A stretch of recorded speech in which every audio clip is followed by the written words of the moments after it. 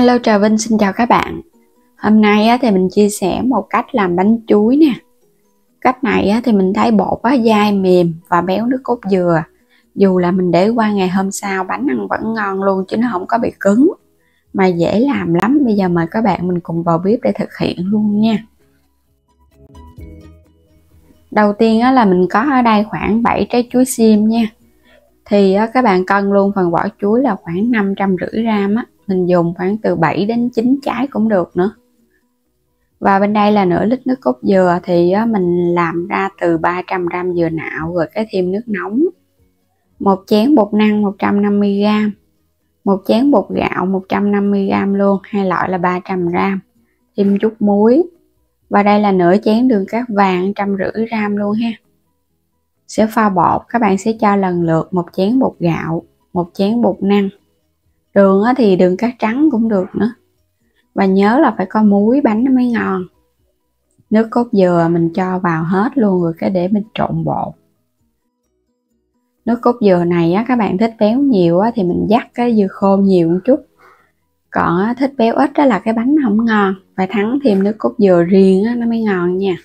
Ở đây là mình cho hết vô luôn, bánh sẽ béo ngon mà khỏi cần phải nước cốt dừa riêng. Chuối xiêm thì mình dùng cái chuối mà nó chín mùi một chút, thì nó có cái độ ngọt tự nhiên và cái chuối nó cũng mềm. Còn chuối mà vừa chín tới các bạn làm bánh nó sẽ hơi chát, và mình cho vào trong bột nó cũng hơi cứng nữa đó, nó không mềm thì bánh không ngon đâu. Lột hết ra xong rồi thì mình sẽ xắt ra lát mỏng mỏng. Xắt càng mỏng là càng ngon nha. Chuối xiêm, một cái món chuối dân dã. Thì ngoài chuối xiêm các bạn dùng chuối già hoặc chuối tây cũng được nữa. Có chuối nào thì dùng chuối đó, nhưng mà chuối xiêm là ngon nhất nha. Xắt thật là mỏng luôn. Xắt hết chuối cho qua bên. Có thể là các bạn để nguyên hoặc là mình bóp ra một chút cũng được. Rồi cho hết phần chuối vô đây, nhưng mà mình chừa lại một chút xíu để một chút nữa mình để lên trên cái mặt bánh cho cái ổ bánh hấp ra nó đẹp. Chừa lại khoảng một trái thôi. Trộn nó một cái. Và bột này là mình thấy nó hơi lỏng ha. Bây giờ mình sẽ xử lý để cho nó đặc hơn. Sẽ múc cái phần bột ở bên trên cho vào trong cái chảo. Các bạn múc khoảng chừng 3 đến 4 vá vậy đó. Cho vô để mình lấy trùng cho nó đặc lại. Khuấy đều ở trên bếp, để lửa dừa, không có cần phải lửa nhỏ quá đâu. Mình khuấy chủ yếu là cho nó đặc lại luôn để khi mà cho vào trong bột thì bột của mình nó đặc sệt, nó có cái độ nóng Có chuối nãy mình múc cái dính chuối chút xíu nè, cũng không có sao luôn. Phần bột nó đặc rồi nè. Bây giờ các bạn cho hết vào trong cái thau bột nước. Bột nó nóng thì sẽ làm cho bột ở trong thau nó đặc hơn. Khuấy đều nó lên ha. Mình khuấy để cho bột này nó tan ra nè, thì cái làm cho cái nước bột ở trong đây nó đặc. Các bạn cho vào trong khuôn nó sẽ không có bị lắng ở dưới đáy khuôn. Mình thấy nó lợn cợn nhiều quá nên dùng tay bóp cái phần bột ra luôn. Sẵn tiện là mình bóp chuối sơ sơ luôn ha, để cho chuối nó ra cái mặt cho vào trong bột nó sẽ ngon hơn. Đây, bây giờ các bạn thấy cái thau bột của mình nó sệt vậy nè, nó đặc sệt và bột nó đã nở rồi đó, thì khi mình hấp nó không có bị lắng. Mình quét sơn lớp dầu vào trong cái khuôn 22, khuôn inox Khuôn này thì các bạn mua ở trong kênh mình cũng có bán luôn nha. Rồi bây giờ cho hết phần bột vào trong khuôn luôn. Mình quét dầu rồi, và ở trong bột cũng có nước cốt dừa nên nó không có dính đâu. Đẩy nó một cái ha, khuấy nhẹ một cái cho nó đều nè. Bột vậy là vừa đó. Mình sẽ trang trí lên trên cái mặt bánh cái chuối hồi nãy đó, cho cái bánh của mình nó hấp dẫn hơn khi mà hấp ra nó có chuối. Rải đều lên luôn ha, một lớp ở bên trên. Rồi xong các bạn đè nó xuống nha, cho nó ngập bột thì cái miếng chuối nó không có bị cóc. Để thôi chút nữa mình hấp xong cái chuối nó bị bung ra đó. Rồi bắt sẵn nước sôi ha, các bạn sẽ cho bánh vào mình hấp. Khuôn bánh này cũng lớn nè. Nước sôi sẵn rồi thì mình hấp bánh ở mức lửa trung bình thôi. Thì mình hấp khoảng nửa tiếng đồng hồ là bánh đã chín nè. Đủ thời gian đó thì mình tắt bếp luôn ha. Còn nếu mà các bạn hấp lửa yếu quá thì khoảng 40 phút nó mới chín được. Bánh sau khi mà mình lấy ra khỏi lò thì mình để cho nó nguội nha. Quay trở lại khuôn bánh, bây giờ nó nguội và nó dẻ hơn rồi nè. Có những cái lát chuối nhìn cũng dễ thương ha, hấp dẫn hơn. Còn các bạn không có trang trí lên thì thấy nó không có chuối á, nó thiếu thiếu. Đây bánh tróc lóc luôn à, để nguội là tự động nó tróc chứ nó không có dính khuôn đâu. Tại vì mình cho nước cốt dừa béo nhiều lắm á, nên là bánh không có dính. Nó có cái chất dầu dừa. Wow, trời ổ bánh ngon quá. Có cho chút xíu đường cát vàng nên thấy cái bánh nó cũng có màu sắc hấp dẫn hơn. Còn ngoài đường cát thì các bạn dùng đường thốt nốt mình nấu lên thì cũng ngon lắm nha. Nó thơm mà nó cũng có màu đẹp. Bây giờ sẽ cắt bánh ra. Ổ bánh này là nó vừa luôn nè, với cái khuôn. Còn nếu mà các bạn thích nó mỏng hơn thì cái size của cái khuôn nó phải lớn hơn chút. Quá hấp dẫn quá chừng luôn. Cái nước cốt dừa các bạn nó bóng á, nên là nhìn cái miếng chuối nó ngon. Cầm lên nó bóng tay, nó không có bị dư ít đâu. Đây, nặng chịu chịu luôn. Bánh dẻ ngon. Cắt ra những cái miếng nhỏ nhỏ ha. Ở trong kênh mình có bán thêm các sản phẩm gia dụng cũng như là cái đồ dùng mà làm bánh nhà bếp. Thì mời các bạn bấm vào ảnh kênh rồi chuyển đến cửa hàng xem nhiều sản phẩm lựa chọn phù hợp mua ủng hộ mình nha. Bây giờ thì mình cắt ra hết luôn. Cắt sẵn vậy nè. Và nhớ là các bạn đừng có bóc tay vô ha, thì mình cứ để yên qua ngày hôm sau cũng không có sao hết, nó mới hư đâu. Ăn vẫn ngon luôn á. Bột rất là mềm mại chứ nó không có bị khô cứng gì hết. Nó cũng không có quá dai nữa. Mình pha công thức này là vừa ăn luôn á. Ngọt cũng đậm đà, thơm, ngon và béo. Vừa ăn lắm. Nhớ hồi nhỏ ở nhà mà có chú Chính là mẹ hay làm một cái bánh hấp vậy nè. Nhưng mà hồi đó không có cầu kỳ gì đâu, chỉ cần nước cốt dừa, cái chuối mình bóp ra, cái khoan chút bột gạo cái đổ lên cái lá chuối hấp mỏng mỏng ăn trong ngày không hết, qua ngày hôm sau trời nó ngon dữ lắm các bạn ơi. Nó béo mà nó ngọt thơm, sáng ra đói bụng ăn no luôn á. Còn bây giờ thì mình cảm ơn các bạn đã theo dõi video của mình nha. Và vui lòng đăng ký kênh ủng hộ Alo Trà Vinh và Alo Trà Vinh 2 của mình nữa nha. Chia sẻ một cái món bánh rất là ngon luôn. Mình kết hợp với nhân chay và nhân mặn luôn ha. Bánh giò. Bột thì mềm mịn nè. Bên trong thì nhân chay với rau củ, vừa đậm đà vừa ngon mà chống ngán nữa. Bây giờ mời các bạn mình cùng vào bếp để thực hiện luôn nha. Đầu tiên là mình dùng 2 chén bột gạo. Các bạn dùng lường ngang miệng vậy nè, là mỗi chén 150 nha. Bên đây là mình có 100g bột năng. Do là bột năng nó nhẹ hơn nên các bạn lường gần miệng chén là 100g. Gia vị thì mình có hạt nêm, muối và bột ngọt, mọi thứ một ít thôi. Đây là dầu hành phi nè, mình phi sẵn, lấy cái phần dầu luôn, chút nữa mình dùng. Nước thì mình dùng ở đây 1,2 lít nha, nước lọc bình thường, không có cần nước ấm nóng gì hết đâu. Rồi cho hết 2 chén bột gạo nè, 1 chén ngang miệng, mình dùng cái loại dạng hạt nên là cái bột nó hơi nặng hơn. 2 chén là 300g, có 100g bột năng. Gia vị mình cho vô luôn nha. Nước các bạn cũng cho vô luôn, hạt nêm chay luôn ha. Bột này là mình dùng cho cả bánh chay và bánh mặn cho nên là mình dùng hạt nêm chay. Khuấy đều lên thì các bạn nêm cho cái bánh của mình nó có cái vị mặn mặn vậy đó, ăn nó sẽ đậm đà hơn. Bây giờ mình lọc nó trở lại để cho nó mịn hơn, rồi cái mình để cho bột nó nghỉ. Phần bột này nếu mà có thời gian thì các bạn cứ để lâu khoảng nửa tiếng đi thì bánh nó sẽ dai ngon Rồi bây giờ mình để từ 15 phút cho đến nửa tiếng đồng hồ cho bột nó lắng.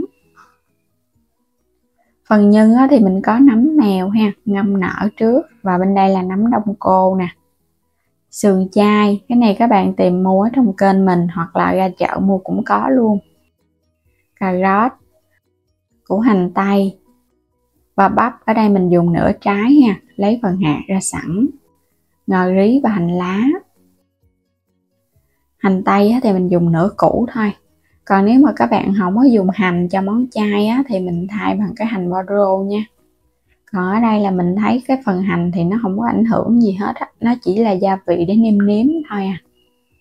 Xắt hạt lựu ra. Cà rốt thì mình cũng xắt mỏng mỏng, sau đó cũng xắt hạt lựu luôn nha.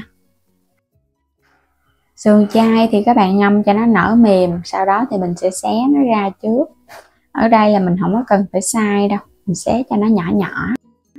Rồi cái mình sắc nhỏ nhỏ vậy nè, cho nó ra cái dạng giống như hạt lựu vậy đó. Thì mình xào vào cái món chay của mình nó sẽ thơm ngon.